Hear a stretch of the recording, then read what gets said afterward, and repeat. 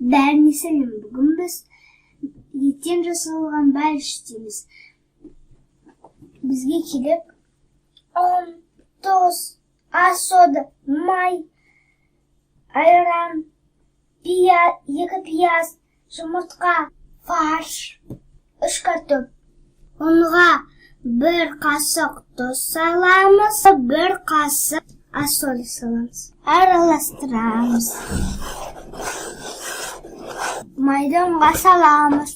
Қолмен араластырамыз. Қолмен ұнтақтаймыз. Айранды қойып, қамыр илейміз. Осылай қамыр илейміз. Қамырымызды алып, салфанға салып, морозильникқа саламыз. Пиязды кубиктап кесеміз. Пиязды осылай кесеміз. Картошканы кубиктап кесеміз. Начинкаға тұз бен қара бұрыш саламыз. Араластырамыз. Қамырымызды шығарамыз. Енді қамырымызды илейміз.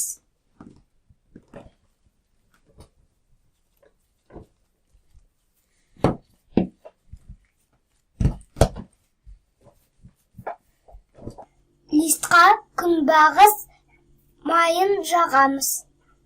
Қамырымызды алып, противенге саламыз. Жан-жағына бұлай жабыстырамыз. Қамырымызды осылай істедік, енді начинкамызды саламыз. Қамырымызды жаямыз. 170 градусқа духовканы қосамыз. Қамырымызды пирогтың үстіне салып жабыстырамыз. Осылай жабыстырамыз. Пирогтың үстінен жұмыртқаның сарысын жағамыз.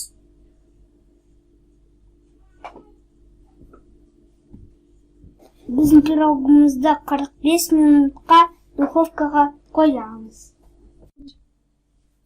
Біздің пирогымыз пісті, енді оның дәмін көреміз. Лайк қоюға ұмытпаңыздар, менің каналыма жазылыңыздар.